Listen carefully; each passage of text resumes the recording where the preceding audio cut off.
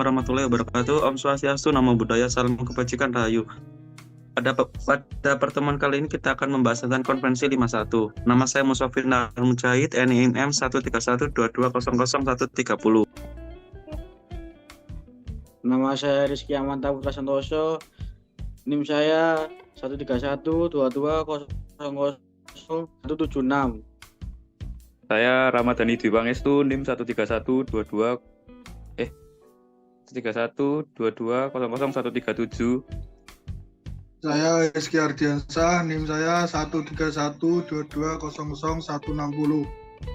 Saya Presiden Hamzah, NIM 13122000132. Saya Noval Raffi Sadat Ramadan 13122000135. Baik, di sini saya akan menjelaskan isi utama dari Konvensi 51. Yang pertama yaitu adalah definisi pengungsi. Konvensi ini memberikan definisi pengungsi sebagai orang yang berada di luar negara, keluarga negaranya, karena takut akan penganiayaan yang disebabkan oleh ras, agama, kebangsaan, keanggotaan dalam kelompok sosial atau pandangan politik tertentu. Mereka juga tidak dapat atau tidak ingin meminta perlindungan dari negara asalnya.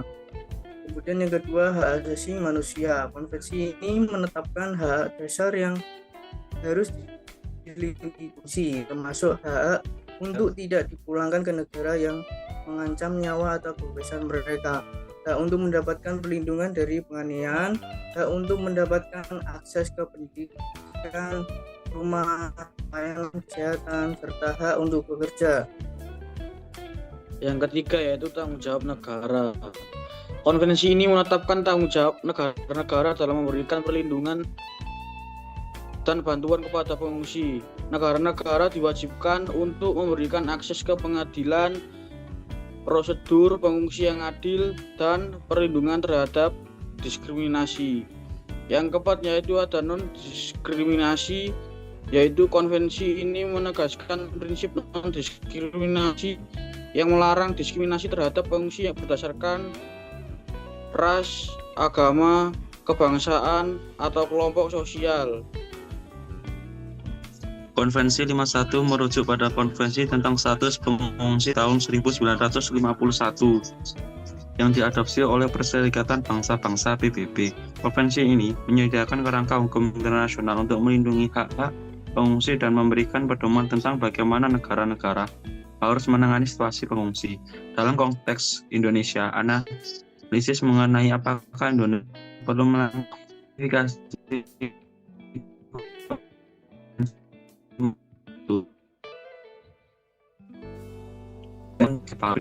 yang akan dikenalkan saya oleh Rizky Ardiansah. Perlindungan hak asasi manusia. Ratifikasi Konvensi 51 dapat memperkuat perlindungan hak asasi manusia pengungsi di Indonesia. Konvensi ini menetapkan standar minimum yang harus diperoleh oleh negara-negara dalam Yang kedua, kerjasama internasional. Ratifikasi Konvensi 51 dapat meningkatkan kerjasama Indonesia dengan negara-negara lain dalam menangani isu pengungsi. Dengan menjadi pihak dalam konvensi ini, Indonesia dapat berpartisipasi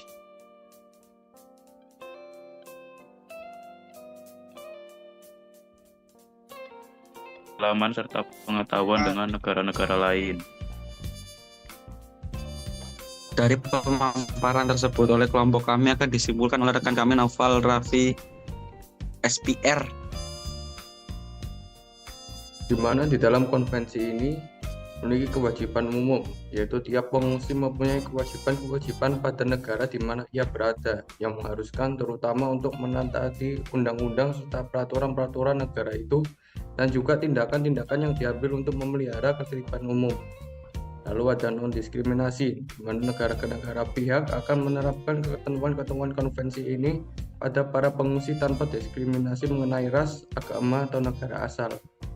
Lalu ada pembebasan dari resiprositas, yaitu Tiap negara pihak akan terus memberikan kepada para pengungsi hak-hak dan keuntungan-keuntungan yang telah dimilikinya. Apabila tidak ada resiprositas pada tanggal mulai diberlakunya konvensi ini untuk negara itu sendiri. Sekian, terima kasih. Analisis mengenai apakah Indonesia perlu melakukan konvensi 51 membutuhkan kajian mendalam dan melibatkan berbagai pemangku kepentingan, termasuk pemerintah, masyarakat sipil, dan pengungsi itu sendiri.